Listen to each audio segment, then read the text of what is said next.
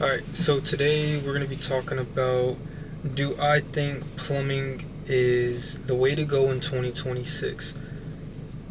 I've gotten a lot of questions regarding this and on Instagram, had a couple DMs through Facebook Messenger asking me regarding if it is a place or a career path for them to take. I guess just wanted to make a video regarding it instead of responding to everybody little by little, privately DMing, phone calls. I think it's best that I just make a video.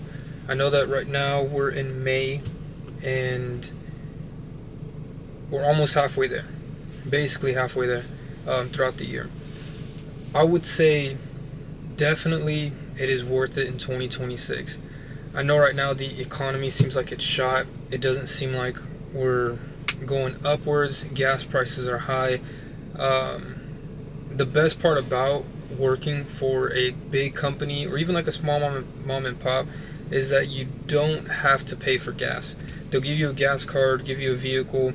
If you're an apprentice, that's not the case. You probably have to drive to a job site or drive over to the warehouse, wherever the location is, and then get in the truck with the lead, go to your first call, however many calls it is, get back to the shop, and then drive back home. Make sure it's worth it, because when I first started out, I started at $12 an hour. $12 an hour is not going to cut it nowadays. I'll just say that for a fact. Luckily, I live like 7 minutes away from that shop back in Dallas, but now if I was an apprentice in Austin and the drive was maybe like 30 minutes, I wouldn't take it, unless it's good. If it's $12 an hour, don't take it for a 30-minute drive. Not ideal. You could probably find somewhere closer. If you're on the outskirts of Austin, it probably leaves you with no other option, but try to get a job that pays more.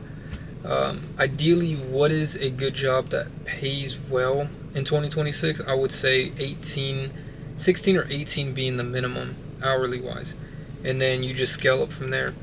First year, soak up all the information. I can't express it enough. Don't be on your phone. No social media. Have an AirPod or something in. Look, let me show you. Like just regular AirPods. Have an AirPod. You're gonna get primer on it. You see that? Let me see it. There's primer on there. This is my third pair while being in the trades. Depending on what you're doing, you're gonna be using power drills. It's gonna blow the speakers out. Microphones get blown out. Just invest in good quality earbuds. And don't buy them big headphones that when your technician's talking to you, you don't listen or you don't hear them. It definitely is worth getting into the trades now, because you have AI taking over a lot of online computer programming. You have AI taking a lot of online jobs. Back when I started, everybody was telling me, get into computer programming, you're gonna make it UI UX design. My uncle's doing that. I said, cool, let me give it a shot. The course that I was gonna partake was a $12,000 course. I don't remember what company it was, but they seemed legit. Everybody was recommending it, including my uncle. I literally was talking to the teachers there and was gonna sign up. The final documents come by and the snowstorm hits around 2020. I think it was 21. Snowstorm hits. Now there's no electricity. People are without water.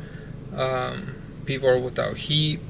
I'm hearing plumbers are coming from out of state. They're coming to Texas, helping us out. and my dad was telling me to go into plumbing. Old heads were telling me get into plumbing. They said that's where the money's at. But I guess computer programming, it was quick money. They were telling me, yeah, you can make 60,000, 80,000. Being 16, I think I was 15 years old at that time. Being 15 years old, being told you can make that much, I'm very ambitious, especially back then. If you tell me, hey, you can make this much, I'll give it a shot. I'll do it. Not even give it a shot. It's either you do it or you don't. So if you're gonna do something halfway, you might as well just not have done it. You do it to your full potential, whether it's plumbing, HVAC, welding, electrical. Do it to your full potential. Do it as if you're doing it unto the Lord. That is the standards that I stuck with and I still stick with to this day. Keep on going, keep on grinding. Save, save, save. I got my tradesman when I was 18, moved over here to Austin with my family, moved to Austin, got my tradesman, got with one of the biggest companies here in Austin, Texas, and I'm not going to say their name because the company wasn't the best towards the end, which is why I left and I came here with Everest Plumbing. Everest Plumbing is a small mom and pop shop as of right now. What are we looking at?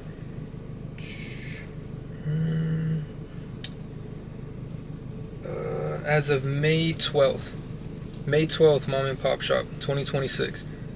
It's me, the master plumber, and our dispatcher.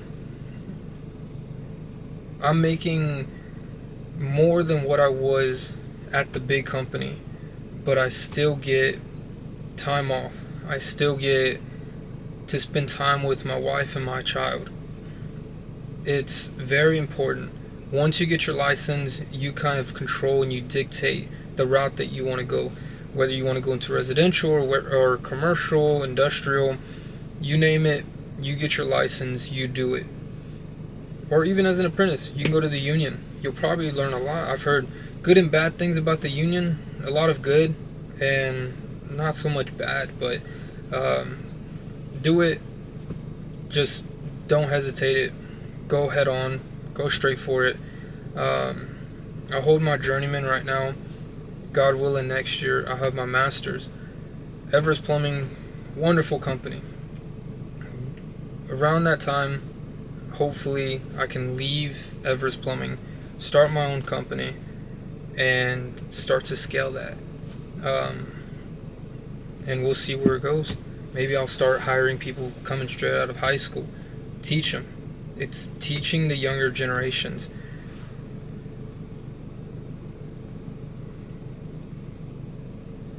I know and understand it depends state by state, depending on which part of the US you're in, or even if you're over there in Europe. Start it out, learn it. You can never go wrong with working with your hands, working physical. Now, if you're somebody that wants quick money and don't want to work as much, I guess this isn't for you. But I would sit here and say I put a lot of time and effort as an apprentice. I didn't have any social media. No TikTok, no Instagram, no Facebook. Maybe YouTube, if you count it as a social media platform, but I wasn't posting or anything, just podcast. And just listening to all those podcasts while I'm working. We did a lot of tunnel jobs back in Dallas. Billy Go. So you have Billy Go. I don't know if they'll see this, but wonderful company. If I'm ever moved back to Dallas, which I probably won't, I would go to Billy Go. If you can go to Billy Go Plumbing and HVAC, do it. Get the opportunity. The managers there are wonderful. The owner, Bill, is wonderful. They gave me an opportunity at the age of 17, I think it was 16 or 17. It was because a buddy of mine, Quan, referred me. He saw my younger self, super ambitious, and he was like, hire this guy out. He's going to be a great asset to the company. They gave me a shot.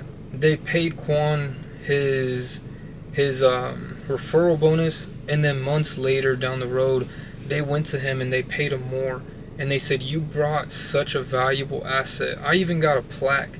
I could probably show it.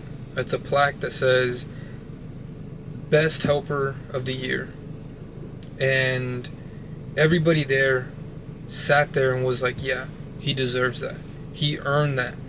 You want to be the best apprentice that you can be in the company.